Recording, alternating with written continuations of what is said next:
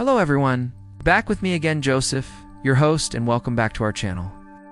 In the turbulent times of the 1930s in Spain, a storm of religious persecution swept across the country. Being a person of faith was not just a private matter. It became a public danger, a reason to be hunted, imprisoned, and even killed. In the midst of this darkness, stories of incredible courage and unwavering faith began to emerge. Today, we're going to share one of those powerful stories. The story of a brave laywoman who chose love over fear, and whose actions continue to inspire us. This is the story of Blessed Pilar Villalonga Villalba. Pilar, also known as María del Pilar, was born in 1891 in Burjasot, a town near the vibrant city of Valencia, Spain. From the outside, her life might have seemed ordinary. She wasn't a nun or a member of a grand religious order.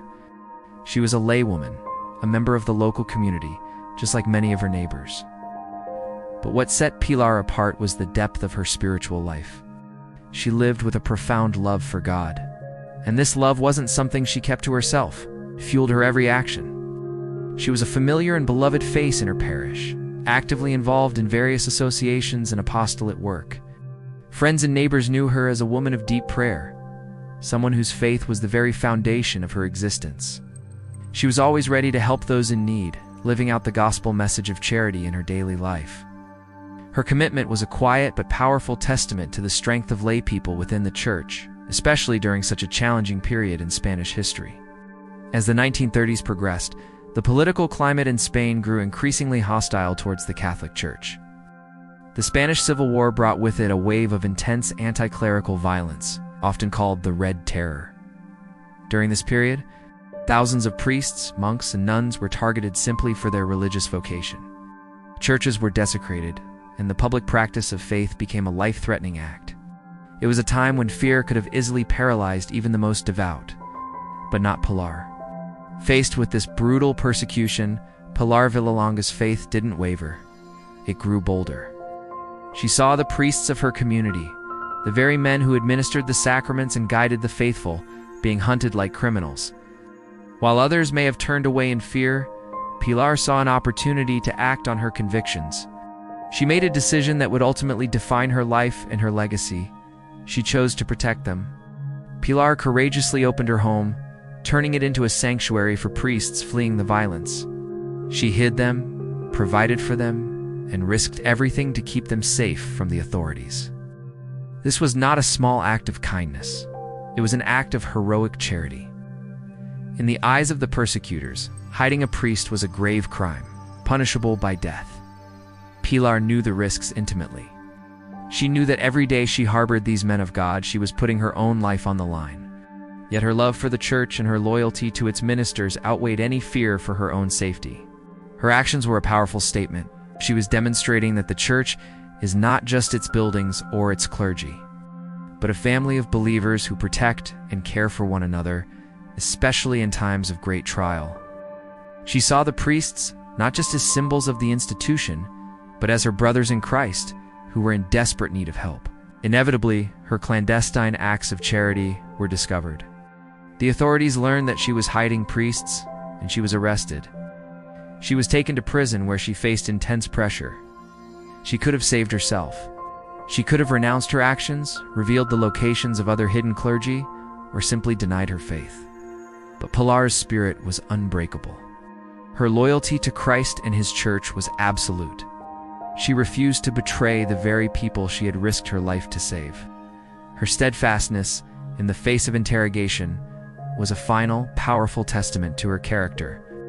Her courage was not born of political ideology. It was born of a deep, personal relationship with God.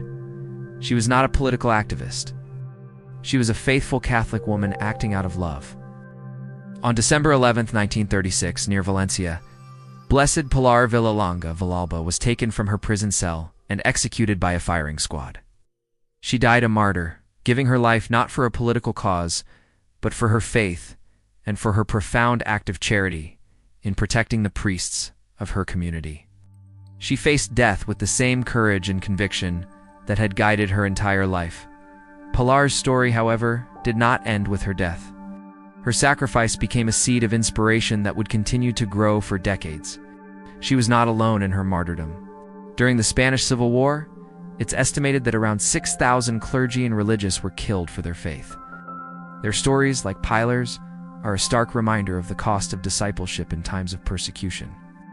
Years later, the Church began the process of formally recognizing the sainthood of many of these martyrs. This is a meticulous process involving deep investigation into the life and death of the individual to confirm that they were killed in odium. Fide, meaning in hatred of the faith. The Church wanted to be certain that these individuals were not being honored for any political stance, but purely for their witness to Christ. Pilar's cause for beatification was among them.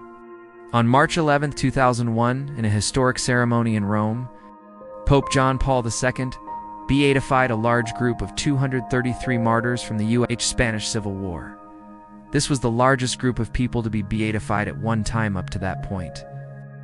This group, officially known as José Aparicio Sanz and 232 companions, included priests, religious, and lay people like Pilar.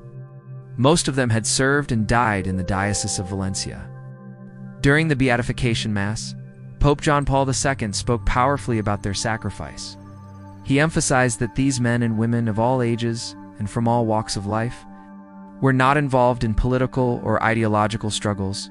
He clarified that they died solely for religious motives. He pointed to their example of forgiving their executioners and expressed a hope that their witness would help heal the lingering wounds of hatred from that time.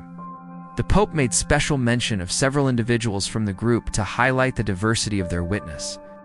He spoke of Maria Teresa Farragut, an 83-year-old woman who was martyred alongside her 4 daughters, all of whom were contemplative nuns.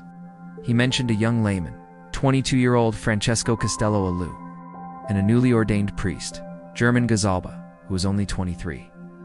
These stories, together with Pilar's, paint a vivid picture of a church under fire, held strong by the faith of its members. The story of Blessed Pilar Villalonga Villalba is particularly resonant for us today. It reminds us that holiness is not reserved for a select few. It is a universal call. Pilar was an ordinary laywoman who, through her extraordinary love and courage, became a hero of the faith. She shows us that you don't need to wear a religious habit or hold a position of authority to live a life of heroic virtue. Holiness is found in the everyday choices we make, the choice to love, to be courageous, to stand up for what is right, and to protect the vulnerable, even at great personal cost. Her example challenges us to ask ourselves, what does our faith call us to do in our own time? How can we show courage and charity in our communities? Pilar's life demonstrates that the most powerful witness is often a life lived with quiet consistency, deep love, and a willingness to act when the moment of truth arrives. She didn't seek martyrdom, but she didn't shrink from it when it came. Her life was a testament to her belief, and her death was the ultimate confirmation of that love. Blessed Pilar Villalonga Villalba, a brave laywoman who protected priests, teaches us what true Christian courage looks like.